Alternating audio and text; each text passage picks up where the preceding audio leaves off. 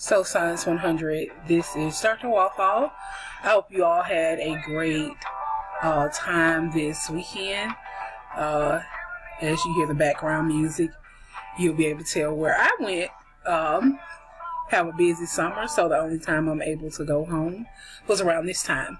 I did want to get with you all because it is week 2, and so for those of us who may be novice, there may be a lot going on and you're still feeling somewhat out of sorts. So I wanted to just say that if you haven't figured out yet, everything for the class is in the modules.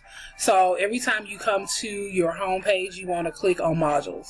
Now you're looking at my homepage, so it has a lot of stuff that you don't get to see. So let's not worry about that. What I want to worry about is that today everything is due from week 1. So you should have, of course, completed your quiz because that's how I took roll for last week. Hopefully you watched the scientific method PowerPoint, and then hopefully you were able to, after watching that PowerPoint, take the quiz.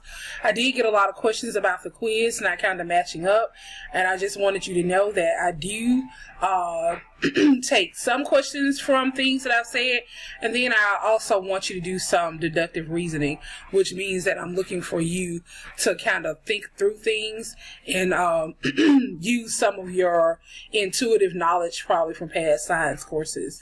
That's not how I do everything, but definitely on the scientific method, because I think we've heard it since 7th grade that a lot of those things should have been something that you could have thought through. But don't worry, as we continue to move on, I think you'll get better at the quizzes and kind of understand what's there and really realize that this is not just a memorization class, but I do want you to synthesize information.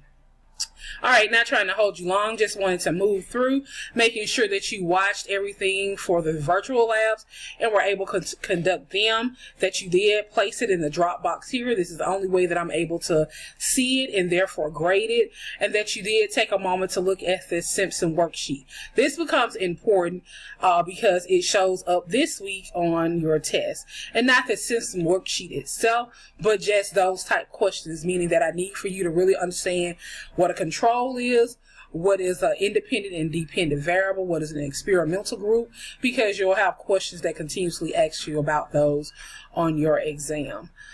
So this week we're in week 2, and as I said, you do have a message here that I always ask you to read to kind of get you caught up to speed on what's happening in week 2. You have chapter 8, which is all about the periodic table. You definitely want to watch it if you don't know about the periodic table. You then have a lab that actually deals with the periodic table that'll help you.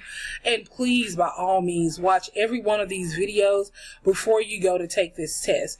In the videos, not only do I lecture, but I also try and give you some great examples of what would be on the test, or I give you hints to say, hey, I really like this and this will probably be on your exam. Once you've gone through and done all of those things, the last thing you want to do this week is take your test. The tests are 40% of your grade. Remember, that's a lot, so you don't want to use it as a joke. You really want to be prepared when you sit down and take the test. It is timed. You have an hour for about 20 questions, so 25 questions, yeah. So you really want to make sure you study. You think, and I know, you're going to open up your book, you're going to open up your PowerPoints, and I'm okay with that. But just know you don't have as much time as you think you have to just go around and look for answers. So my suggestion, as always, with any student is for you to go through, answer the questions that you know quickly, and then come back and answer those that you may have to get some help and look them up or something like that.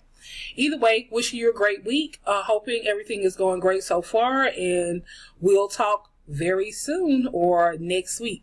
Feel free to always inbox me on Canvas or give me a call at the office. I do teach 11 o'clock class, so most of the time around 10 I'll be in the office, and then sometime after that up until 1. All right, get with you all soon. Bye bye.